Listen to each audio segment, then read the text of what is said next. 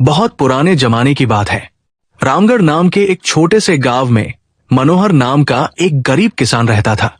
मनोहर के पास बस थोड़ी सी जमीन थी जिसमें वो मेहनत करता, लेकिन फसल इतनी कम होती कि गुजारा मुश्किल से चलता, इसलिए उसे दूसरों के खेतों में मजदूरी भी करनी पड़ती थी। एक दिन मनोहर के मन में विचार आया कि अगर मेरी शादी हो जाए तो 2 हाथ और मिल जाएंगे, मेहनत दोगुनी होगी तो शायद हालात सुधर जाएं। ये सोचकर उसने गांव में कुछ लोगों से अपनी शादी की बात छेड़ी, लेकिन गरीब आदमी से कौन अपनी बेटी का रिश्ता देगा। जब उसने 2-4 लोगों से ये बात कही तो वे उसका मजाक उड़ाने लगे। अरे देखो देखो, भिखारी मनोहर को शादी करनी है, एक युवक ने चिल्लाकर कहा। दूसरा बोला, अबे पहले पेट भरने लायक कमा तो ले, फिर बीवी की सोचना। तीसरा हंसते हुए बोला, तैयार हो जाओ भाई लोग, बारात निकलने वाली है।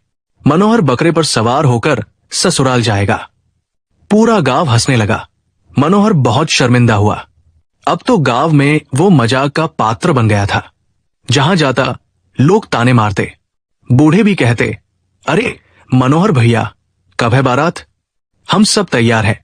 ऐसे ही दिन गुजर रहे थे कि एक दिन गांव के एक आदमी चंदू ने मनोहर को 1 हफ्ते के लिए अपनी बकरियां चराने का काम दे दिया। चंदू बीमार था तो मनोहर को मजदूरी पर रख लिया। अब मनोहर रोज सुबह बकरियां लेकर जाता और शाम को वापस लाता। रास्ते में गांव के लड़के मिल जाते और चिढ़ाते, अरे देखो मनोहर भैया अपनी दुल्हन लेकर आ रहे हैं, इनकी बीवी तो 4 टांगों वाली है। एक और चिल्लाया, अरे भाभी तो बिल्कुल नंगी है, इन्हें कपड़े पहनाओ मनोहर भैया। सब हंसने लगते और मनोहर झेम जाता। अब मनोहर ने सोच लिया कि इस गांव में नहीं रह सकता, दूसरे गांव में काम करने जाऊंगा। उसे याद आया कि धनपुर गांव में उसकी मौसी रहती है, वो अकेली है, मैं उसके पास चला जाता हूं।